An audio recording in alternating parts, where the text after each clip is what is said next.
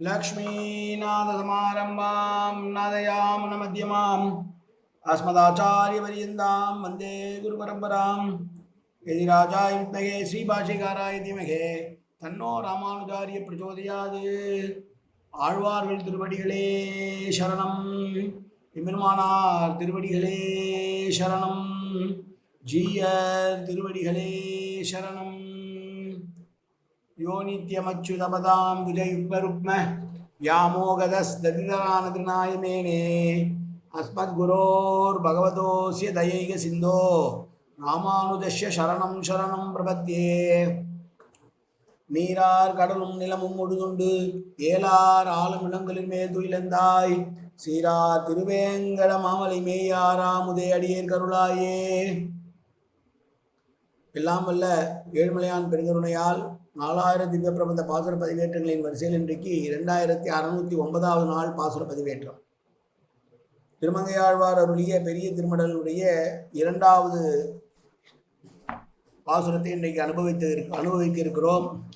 297 அடிகளை கொண்ட அந்த பெரிய திருமடலை பல வரிகளுக்கு ஏற்றாற்போல் பிரித்து தந்திருக்கிறார்கள். அதிலே இன்றைக்கு 7வது வரியிலிருந்து 16வது வரைக்கும் வரியுடைய உள்ள 10 வரிகளுக்கான விளக்கத்தை பார்க்க இருக்கிறோம்.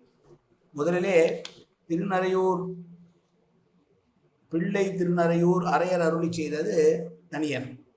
பொன்னுலையில் வானவரும் பூமகளும் போற்றி செய்யும் நன்னுதலீர் நம்பி நரையூரார் மண்ணுலையில் என் நிலைமை கண்டு இறங்காரே யாமாகில் மண்ணும் வடலூர்வன் வந்து என்று என்னை அவன் எடுத்துக்கொள்ளாவிட்டால் ஏற்றுக்கொள்ளாவிட்டால் நான் அவமானத்தை பற்றியெல்லாம் கவலைப்பட மாட்டேன் மடலூர்வேன் என்று சொல்லுகிற பரகால நாயினுடைய வரிகளை கொண்ட பாசுரங்கள் இது. சிறிய திருமடல் என்பது திருவேங்கடத்திலே துவங்கி ஸ்ரீரங்கமரையிலே என்று இருக்கிற போது இந்த பாசுரங்களிலே திருநறையூரிலே தொடங்குகிறார். திருநறையூரிலிருந்து மணிமாட கோவில் வரை உள்ள பெருமாளை பற்றியெல்லாம் பேச தலைப்படுகிறாள் பரகால நாயகி. இதோ 7லிருந்து 16 வரிகள். மண்ணும் விளக்காக ஏற்றி மறிகடலும் பண்ணு திரை கவரி வீச நிலமங்கை தன்னை முனநாள் அளவிட்ட தாமரை போல் மன்னிய சேவடியை வானியங்கு தாரகை மீன் என்னும் மலர்பிணையில் ஏய்ந்த மழை கூந்தல் தென்னவன் உயிர் பொறுப்பும் தெய்வ வடமலையும் என்னும் இவையே முலையாய் வடிவு அமைந்த அன்னநடை அணங்கே அடியினையை தன்னுடைய அங்கைகளால் தான் தடவ தான் கிடந்து ஓர் உண்ணிய யோகத்து உறக்கம் தலை கொண்ட பெண்ணை என்று சொல்கிறார். உலகிலே ஒளிபரப்பக்கூடிய சூரிய சந்திரர்கள் இருப்பது போல பெருமாளுடைய கையிலே அழகாக சதர்சனம் என்கிற சக்கராயுதமும் வெண்மையான பாஞ்சஜன்யமும் இருக்கிறது. அவற்றையே விளக்காக கொண்டு கடல் அலைகளையே சாமரம் போல் வீச யோக நிதிரையிலே இருக்கிறான் பெருமாள். முன்னொரு காலத்திலே செந்தாமரை மலர் போல சிவந்த தன் இரு திருவடிகளால் நிலமடந்தி தாவி அளந்த காரணத்தால் ஆகாயத்தில் விளங்குகின்ற விண்மீன்களையே மலர்களாக கொண்டு விண்மீன்களையே மாலையாக கொண்டு அதை பெரிய மாலையாக தன்னுடைய மார்பிலே அணிந்திருக்கிறான். கரிய மேகம் போன்ற கூந்தலையும் தென்னகத்தை சார்ந்த பாண்டியன் அழகு ஆளுகைக்கு உட்பட்ட திருமாலிரு என மலையையும் வடநாட்டில் அமைந்துள்ள திருவேங்கடம் என்கிற மலையையுமே தன்னுடைய திருத்தலங்களாக கொண்டிருக்கிறாள் பூமி பிராட்டி. அப்படி அந்த பெண்மைத்தன்மை மிகுந்த பூமி பிராட்டியை முன்னொரு காலத்தில்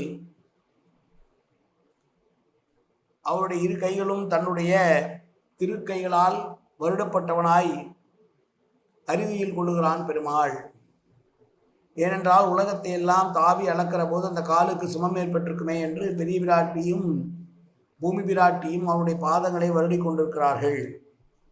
இரு சுடர் என்பது சூரிய சந்திரர்களையே பொதுவாக குறித்தாலும் கூட இங்கே இறைவன் தன்னுடைய திருக்கரத்திலே ஏந்தியுள்ள சுதர்சனம் என்ற சக்கராயுதத்தையும் பாஞ்சஜன்யம் என்கிற சங்கையும் குறிப்பாக கொள்ளலாம்.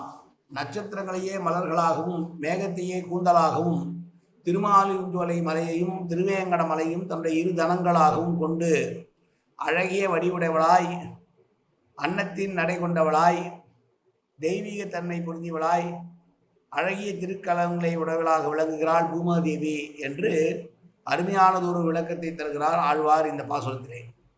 இங்கே நாம் ஒன்று நோக்க வேண்டும். தாரகை என்றாலும் மீன் என்றாலும் பொதுவாக நட்சத்திரங்களையே குறிக்கும்.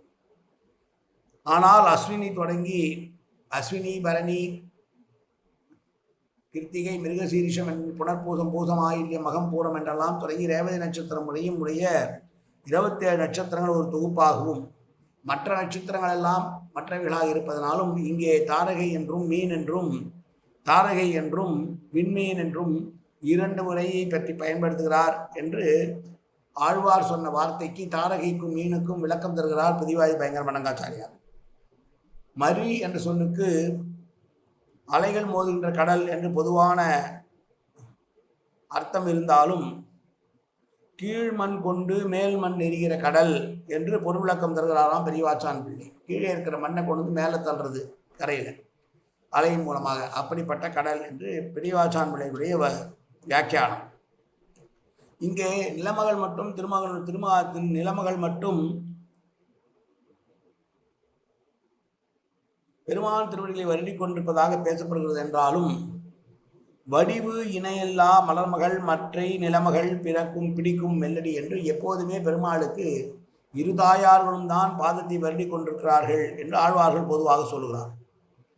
திருமாலிருஞ்சோலை மலையை உயர் பொறுப்பு என்கிறார் ஆழ்வார். எம்பெருமான் எப்படி திருமகளின் 2 தனங்களையும் விரும்பி விடாது அதையே பார்த்து கொண்டிருக்கிறானோ அதுபோல அவனை விரும்பி நித்தியவாசம் செய்யும் இடங்களே இவ்விரு மலைகள் என்று பெரியவாச்சான் பிள்ளையுடைய விளக்கம். ஒரு பெண்ணுக்கு தனங்களே அழகு தரக்கூடியவதாக இருப்பதனாலே பூமி மகளுக்கு அழகாக இருக்கக்கூடிய பிரதேசமாக திருமாலிருஞ்சோலை மலையையும் திருவேங்கட மலையையும் சொல்லி பொதுவாகவே பெருமாளுக்கு தாய்மாரினுடைய தனங்கள் மீது ஆர்வம் இருப்பது போல இந்த 2 மலைகளிலும் எப்போதும் வாசம் செய்கிறான் என்று ஒரு அர்த்தத்தை சொல்லுகிறார்கள். தாமரை போல் சூரும் அணங்கு தெய்வப்பெண் என்பது நூற்பா. தாமரை போல் என்பதற்கு நாம் செந்தாமரை பலர் போல் சிறந்த திருவடி என்று பொருள் கொண்டிருந்தாலும் முன்பு உலகமெல்லாம் அளந்ததனால் இந்த திருவடி கன்றி சிவந்து செந்தாமரை போல் இருக்கிறது என்று விளக்கம் தருகிறார் பெரியவாச்சான் பிள்ளை. யோக உறக்கம் என்று சொல்லக்கூடிய யோக நித்திரையை தான் இங்கே அறிதுயலை குறிக்கும். உறங்குவான் போல யோகம் செய்த பெருமாள் என்பது திருவாய்மொழி. நிச்சயமாக அவர் உறங்கவில்லை, உறங்குவது போல இருக்கக்கூடிய ஒரு நிலையிலே யோக நித்திரை என்று சொல்லு. அது யோக நித்திரை என்பதை அறிதுயல் என்கிற வார்த்தையால் பெரியவாச்சான் பிள்ளையும் மற்றவர்களும் சொல்லுகிறார்கள். ஆக இன்றைக்கு இந்த பெரிய திருமடலுடைய 10 வரிகளை அனுபவித்தோம். மீண்டும் அந்த வரிகளை சேவிக்கலாம்.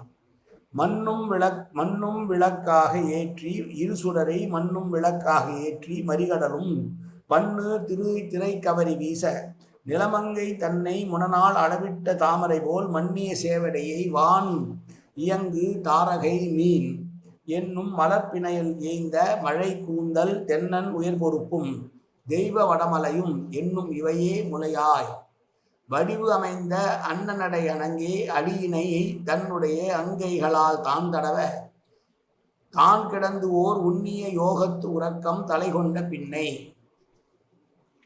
எப்போதுமே பெரிய திருமடலை முடித்தவுடனே 2 தனியன்களை சொல்லுவது வழக்கம். அப்படி அந்த 2 தனியன்களை பார்க்கலாம்.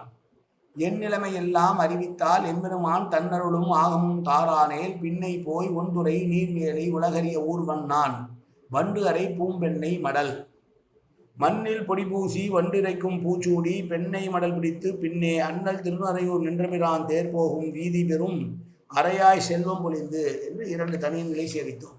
நாளை 17வது வரி முதல் சேவிக்க இருக்கிறோம்.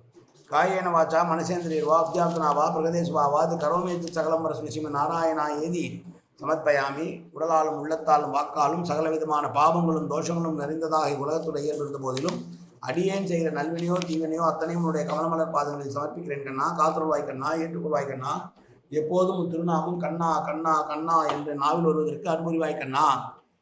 சர்வத்திர கோவிந்தநாம சங்கீர்த்தனம் கோவிந்தா கோவிந்தா கோவிந்தா கோவிந்தா கோவிந்தா கோவிந்தா கோவிந்தா கோவிந்தா கோவிந்தா.